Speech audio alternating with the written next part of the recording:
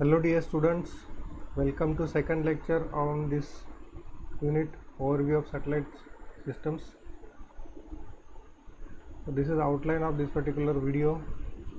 So we'll see Earth segment, space segment, active and passive satellites, and geosynchronous and geostationary satellites.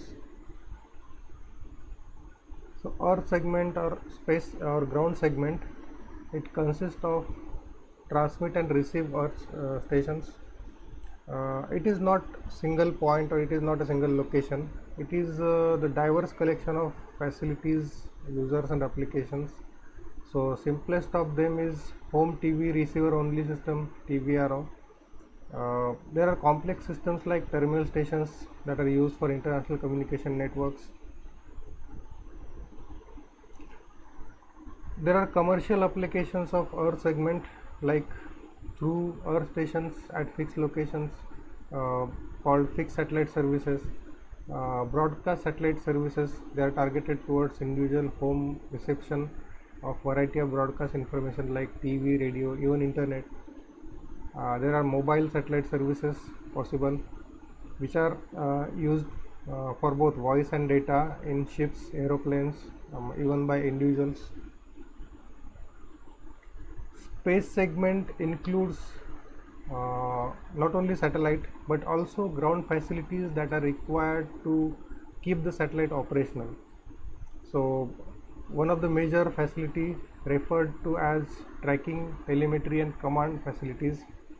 So TT&C station establishes control and monitoring link with the satellite.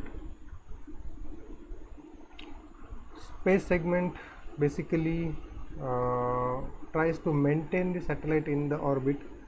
Orbits, in fact, they tend to distort or they tend to shift little bit with respect to a fixed point, and that shift happens because of varying gravitational forces from non-spherical Earth and also because of the pull of the Sun and Moon. So what is done is precise tracking data is collected periodically via some antenna system, and satellite position is pinpointed, and it is used for planning the orbit correction of satellite.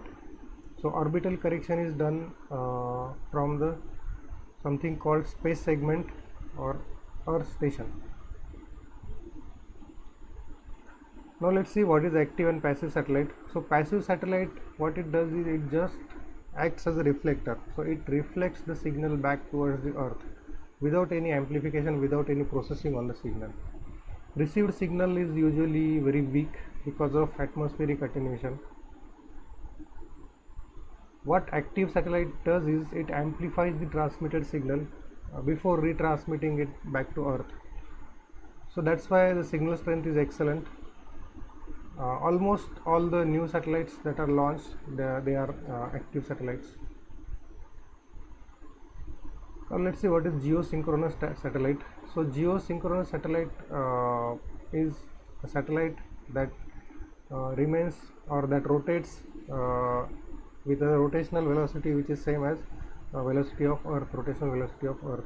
So there exists a spot above the Earth where satellite can match this same rotation of Earth. So the spot is at around 35,786 km above the Earth's surface. It is in high Earth orbit, and it can exist at any inclination. So there is no any constraint on inclination of geosynchronous orbit. Geosynchronous satellites are particularly useful for telecommunication and other related remote sensing applications like weather monitoring, weather forecasting. Then there is a geostationary satellite.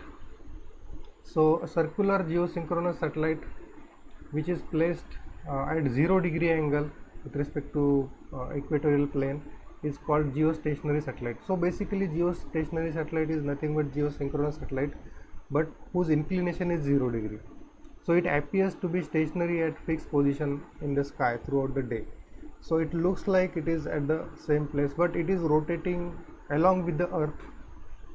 So this is geostationary orbit and this is geosynchronous orbit.